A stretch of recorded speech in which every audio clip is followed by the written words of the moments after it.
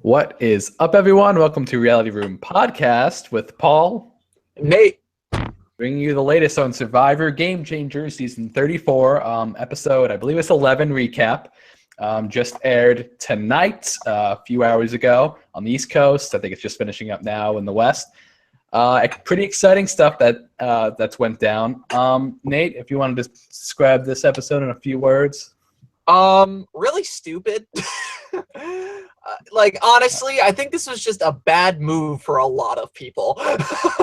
So, Yeah, I definitely agree with that. I think it's a bad move for maybe not as many people as we might think, but it's definitely a bad move for a few people. Yeah. For the four, it was a good move. For everyone else, no. Well, we'll get to that because Zeke was planning to turn on them the next vote, so it's a little iffy. So I would say it was a bad move for two people in that alliance, mainly Michaela and Sarah. But we'll get to it. Okay, so we just came in from our last episode where Sarah flipped on her original alliance and voted out Debbie, third member of the jury. And as Nate said, she was third person of the jury twice in a row, and first, second, and third members were the same, right? Yep. And this is the closest I think we'll get with like the fifth person, because that was like the next in line. So we'll see if Andrea goes next time, because I think Andrea will probably leave in the next round. So that'll be interesting. Fate is playing a really interesting role this season. I'm actually really exciting about it. Yep. For those who don't know what we're talking about, with wasn't. Go ahead. And if you think about it, Varder was the last person voted out before the jury in his original season. So it's also fate. So yeah, and there was no fourth member in a previous season this season that we know of. That made it to the merge. Yeah. Yeah. All right.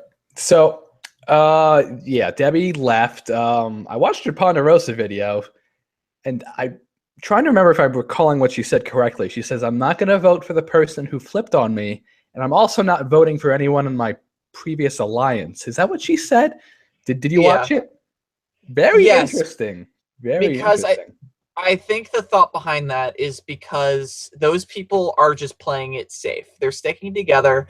And I think the only option she would have if because I think in that course of action, if it's just three people from her alliance that make it to the end, I think she would have to vote for either Sierra or Brett Culpepper, because they're the only two people actually doing anything and controlling things. I completely agree with that. So let's jump into the actual episode. Okay, so they get back from tribal council. Relatively silent, not a lot of talking. Sarah just breaks out with it. She says, "Do you want to know who flipped? I'm the one who flipped." So kind of closing the door on that. Yeah. There was a possibility that she could have maybe tried to hide it. I don't know if that would have worked. Probably not. But probably for the best, in my opinion, that she just said it right out. Well, what do you think? I think that was the smart thing to do. It was going to come out anyway, and it's better to come from her as soon as possible and from her, just because, and in front of everyone, because then no one has the power to use that against her in the case that they want to make a move against her. Because, in the conversation that Cirie had with Sarah, you could see that Cirie was contemplating flipping it on Sarah as a possible person to vote out, because Sarah was like, "I don't think we need to get rid of Zeke," and that's a good move for Sarah, but it's not a good move for Cirie. And at that point, I think Cirie realized Sarah's controlling a large portion of this game. So yeah. Right. Yeah, that's exactly right. And that conversation was very involved. Of course, before that conversation, Cirie talked to Andrea, and Andrea still has her vendetta against Zeke. So that was that conversation about going after Zeke. And they both kind of agree Zeke's the most powerful player in this game because he knows the game the best. What do you think about that? Do you think Zeke is the best player? Because I disagree with that for this season. I think Zeke is the best textbook player in the season. Mm-hmm. He knows Survivor history like no one else. And because of that, he can only play, ironically, the most straightforward game, like, out of everyone. And that's, like, I think that's why it was a bad move. Like, you know what Zeke is going to do. He's going to do what is the most logical play in order to put him into the best position. That is what Zeke is going to do. However, you have players like Sierra or Andrea who don't make the plays that put them necessarily in the best position, but don't necessarily put them in the worst position, especially Cirie. Like, Cirie tonight, like, that was a worse move for Andrea than it was for Cirie, and Andrea's going to take the heat for it. Yeah, that's exactly right. Andrea kind of made this decision, I feel, heavily based on emotions because Zeke was trying to go after her. Yeah. Was it 2 episodes ago, I believe? And I know it's only like 6 days. Like, it's like when you think about it, like, I know it's really been a few weeks for us, but it's only been 6 days, so I can kind of understand where she's coming from there. It hasn't been a lot of time, so maybe feelings are more hurt than we think they are. But it's Survivor. You got to be able to look past these things. Although her gut wasn't necessarily incorrect because of what Zeke was planning to do. But let's talk about the reward challenge first. Oh, also Sarah tells Cirie about her secret advantage. Yes, the vote steal. That was not a smart move. Everyone that has done that in the past, who's told someone that they have an advantage, is the next person to go. So it's like they always leave for whatever reason. I mean, you look at Fishback, you look at freaking what's his face from Worlds Apart that had the double vote. The guy that Jeff Probst hates, everyone hates. I forgot. Yeah, I really don't care to remember him. It was the mailman with the beard or whatever. And he like they both got voted out with their advantage. So it doesn't benefit. See, I actually disagree with you there, but I think most of the time I would agree. But Cirie's the type of player that she sees like everything, and the way that conversation was going, Sarah was really going to bat for Zeke in that conversation. And if Sarah didn't give anything up, then I don't think Cirie would have trusted Sarah after that conversation. That's just the way that I see it. And I feel like that she had to give something in order to make what she's basically protecting Zeke. It's like mind games. It's tough. It's tough. Yeah. And like hindsight is 20/20 and the end result didn't matter. But she might have been able to see that Cirie was like contemplating, oh, I might not be able to trust Sarah as much. But like that was a very short-sighted thing to say, I think. I think it's better to keep the power to yourself and hidden just in general. It just usually works out better for you. I mean, we look at Debbie, like she didn't tell anyone, and it like the next round, she got voted out, but it wasn't because of the advantage. Right, that's true. Yeah, all right. So let's jump into the reward challenge. Okay, so teams are breaking up into 5, teams of 5 again. And I'm still upset that they don't show the picks anymore. I used to love the picks, love the strategy behind it. I'm just gonna return. Do you go with John. Do you go with your alliance, or do you go with the team that you think can win? I wish they showed us the picks, but anyway, it's a challenge they did last season. Basically, you have someone run over to the chair. The other 4 members of your team pick you up, and you collect the numbers between 1 and 10. They put you down, and you do that 3 times: 11 to 20, 21 to 30, and then you spell out a 30-letter word puzzle, basically. Yeah. And what was do you remember what the word thing was? Like reinventing how this game is played or something like that. How the game is played, how this game is played. Like, I think a lot of people were going into the challenge expecting Michaela to win it, but here's the problem. Michaela didn't solve this puzzle last season. It was Zeke. Yeah. So, So that's like he whispered it to them, and then they got it. Michaela didn't solve it. So Zeke had the advantage going into that challenge over her. So what? I was honestly surprised though that how poorly Michaela's team performed in comparison. I expected them to blow them away in the first half. Yeah, but then again, they do have Brad on their team, so Brad was going. He was the first one going against Michaela. Michaela did kind of have the lead on Brad a little bit. She did. Yeah, and even with Sierra versus Sarah, I expected Sierra to have crush her in the obstacle course portion of that challenge. Oh, I disagree completely. To be a cop, you have to have that kind of training. But at the same time, Sierra's a barrel racer, and she's used to being on her feet and jumping over things. So, and she's also taller, and it's easier for her to get over the bigger obstacles. Very fair. Very fair. Yeah, that was my thing. All right. And as we saw that, because Sarah fell over one of them. Yeah, but quick recovery. Quick recovery. Yeah. However, it turns out that part didn't really matter because the word thing took 50 minutes anyway. Yeah. So. Still can't beat Worlds Apart in the worst puzzle performance ever. Oh my god, how long did that take? I think it was an hour and 45 minutes, something like that. Oh my god! All right, so it was Dan. Dan was the mailman from that season. My bad. All right, so we have the winners of that competition. It was basically Brad was the only person who was not part of the 6 that went on that. Reward. So he was the odd one out. They were there with I know it was with Zeke, Aubrey. Was Andrea there? I don't remember now. Do you remember? I can't remember who was on the reward. I just remember it was Zeke, Aubrey, Brad. Andrea. Andrea was there. Because Andrea observed it. Yeah, Andrea observed it. Who's the other person? It was definitely someone from the 6. Oh, and Sarah. Oh, right. Sarah. Duh. Right. Okay, so oh my god, yeah. We just talked about it 2 minutes ago. Talked about it. Yeah, I know. Finals week, man.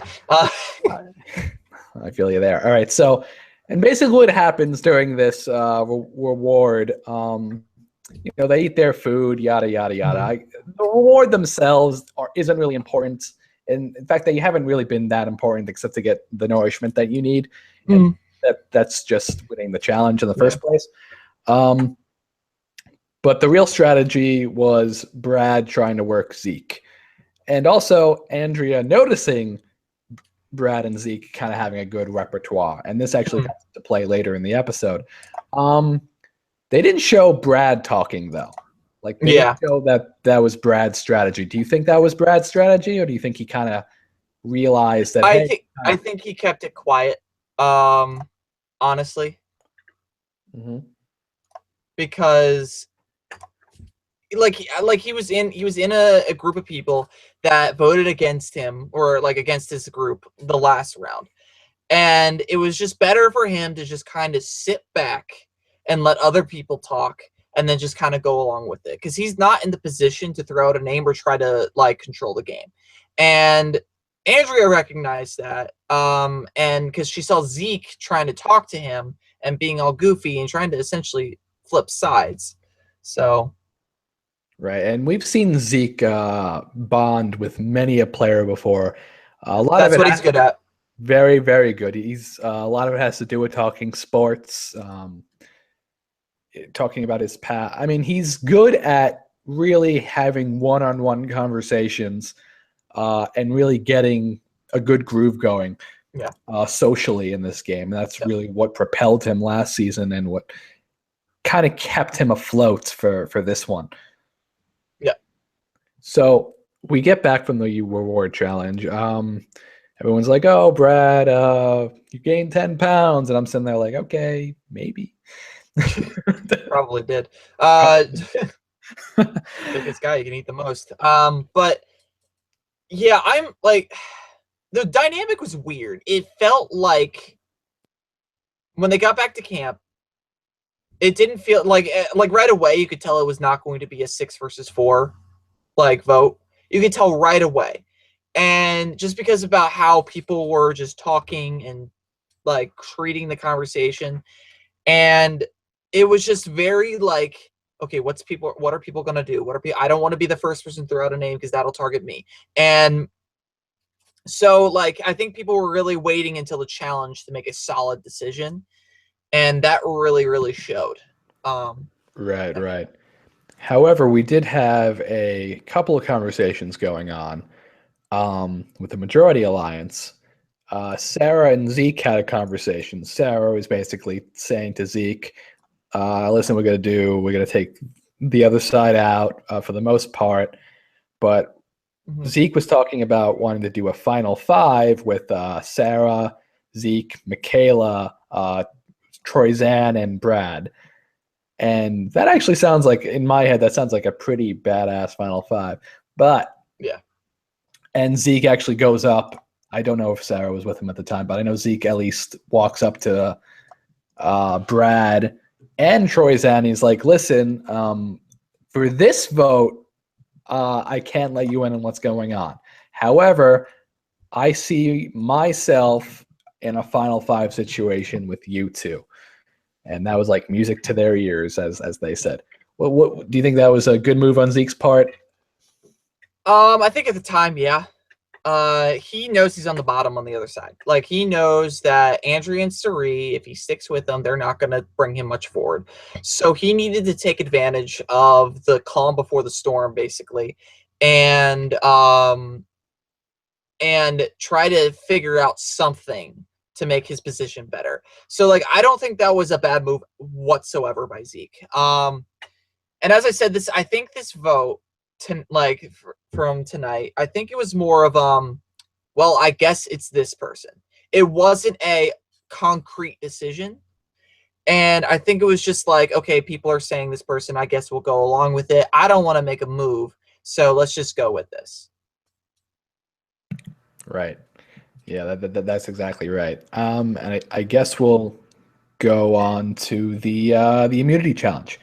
All right. So again, immunity challenge. We've seen this one a lot. So you stack up the like dominoes.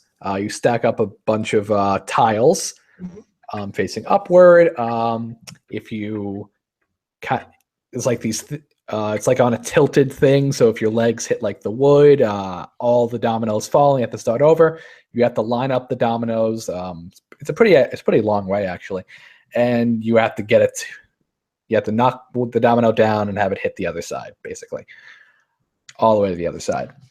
And if you do that first, you win immunity. I'm honestly surprised Aubrey didn't win this challenge. Honestly, just because I believe, if my memory is correct, she either got second or was really pretty damn close to winning it her season. And from what but to be fair, this one went a lot faster. Andrea got it. She just snatched it, and I think that was bad for Andrea. Long term. Short term, it might have been good. Long term, it was bad for Andrea. Yeah, I agree. I feel like there was short term, there was a possibility maybe things could have flipped in that direction. Zeke definitely is known to do these kinds of things. Kind of gets an idea in his head, gets really excited, and goes through with it. But long term, as you just said, definitely not. And it's because of her position right now, especially after this episode, she looks like she's in charge. Yes, she looks like she's in charge. She made a move to get someone out that was against her. She succeeded in getting rid of the person that had been balls deep in trying to get rid of her. That's big.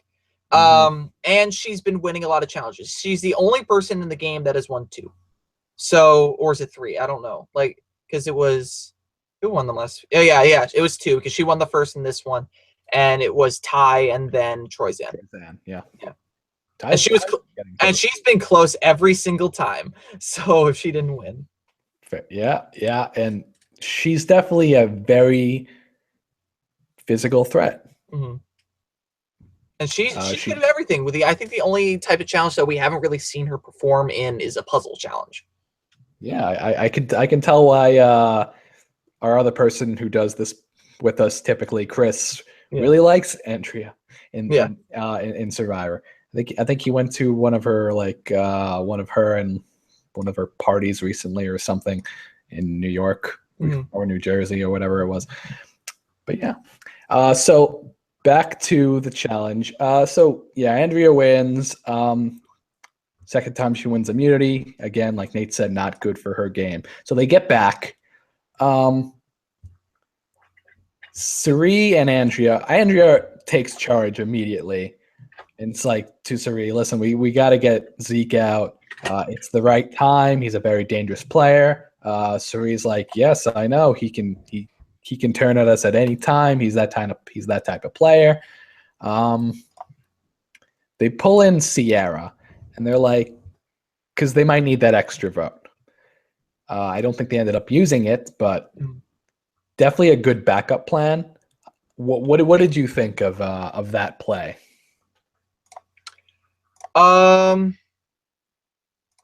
What play was that exactly? Sorry.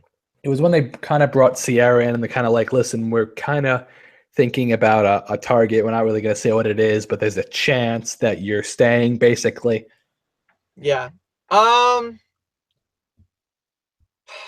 think that was a bad move. Just to tell Ciara, like, you don't tell someone who's on the bottom. I don't know, actually. It depends who it is, honestly, because if it's someone who's like Michaela, and like you like, and she's in danger, and you tell her, oh, there's a chance for you to stay, and she will wear it on her face. Like she will tell you, it will be obvious. Ciara, I think, can hide it better. Although I think you could instantly tell the change of mood for Ciara, because she was like kind of like just dragging around and was just like, and then when they told her, she's like, oh, hey, I might be good. So yeah. Yeah, I mean, she still ended up being surprised at Tribal. So, I mean, these conversations happen on and off screen, I'm sure, as well. So then they bring in Sarah, and this is a very similar conversation to what Cirie had with her before. Only this time, Sarah knows to remain in their good graces, she has to say, I'm okay with getting Zeke out. Now, I feel like she should have just said that in the first place, because that kind of put her on rocky edges with Cirie.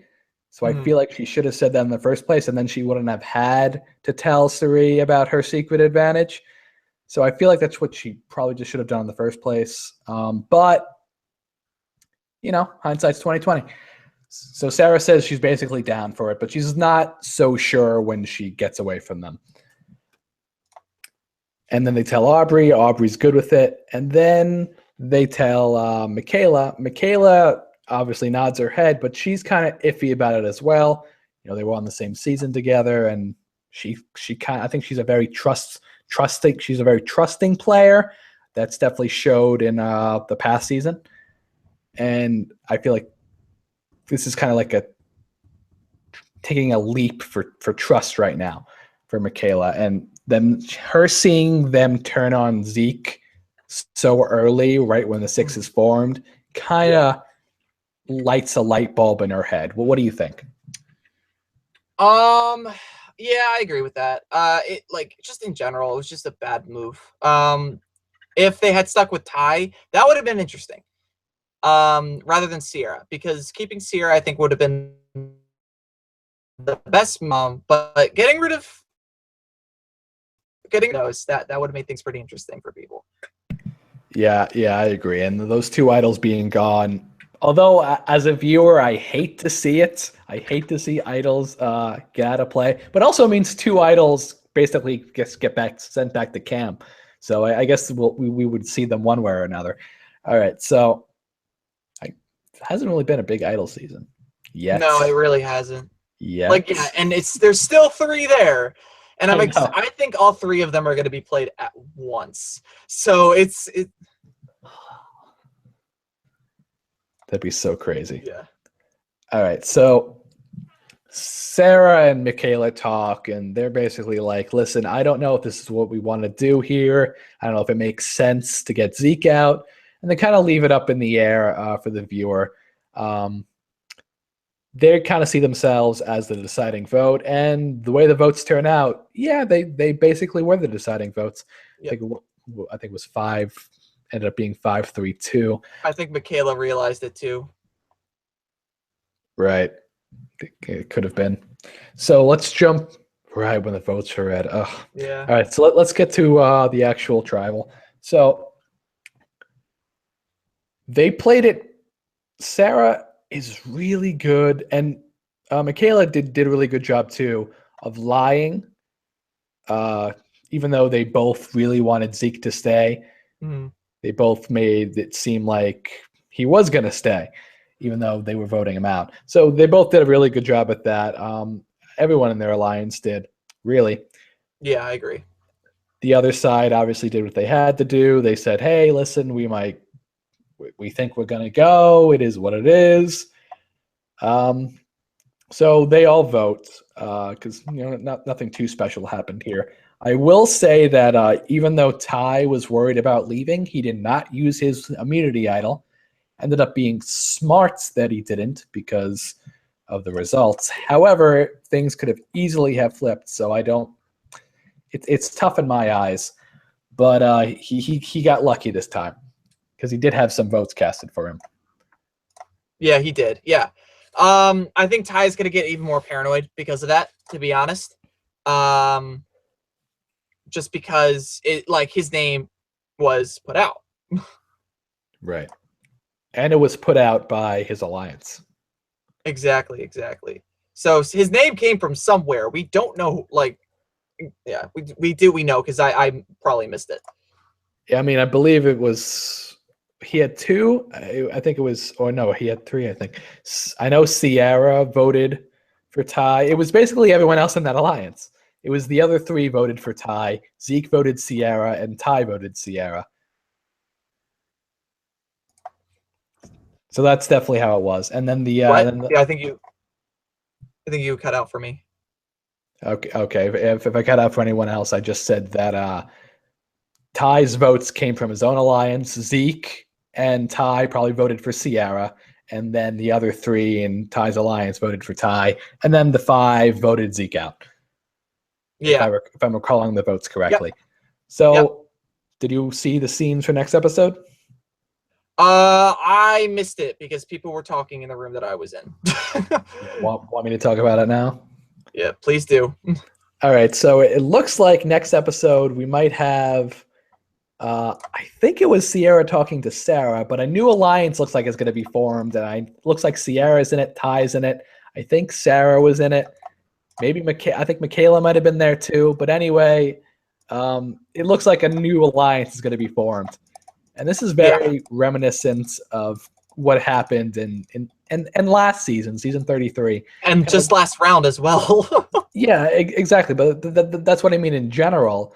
It's like in season 33, you had alliances kind of form and break every single episode. It looks like that's kind of the new trend, at least in this season and last season. We'll see if that keeps up. Yeah. But it's definitely been a very, very interesting season so far, and I'm looking forward to what this new alliance is all about. And it also looks like it would put Sierra in a really, really good position. Mm-hmm. And I'm hoping Brad's in it too. I want Brad to be in it, but it's just really, really exciting to watch, and I'm really looking forward to the next episode. I agree. All right, so any words of wisdom, Nate? What do you think's going to happen next? I think we're just going to wait to see. I think we're re-entering the stage for like sharks in the water type of thing, where we're getting it to where like people are afraid to make the move. All right. So we shall see. Looks like it's possible Andrea might leave next. Yeah, I think she's the most likely one to leave, but I don't know about that. The season's been weird. Yeah, it's been a very chaotic season. Let us know down below who you think is going to leave. Also, please like, comment, and subscribe if you enjoyed this video. We'll be covering next week as well. Yeah, you want to tell people where they can find you? Just at Hatzmania, HATZ Mania on Twitter, and yeah, that's about it. You can follow us at Room Podcast on Twitter. I don't tweet that much anymore, but maybe I'll get back to it. All right, so until next time, guys. Peace.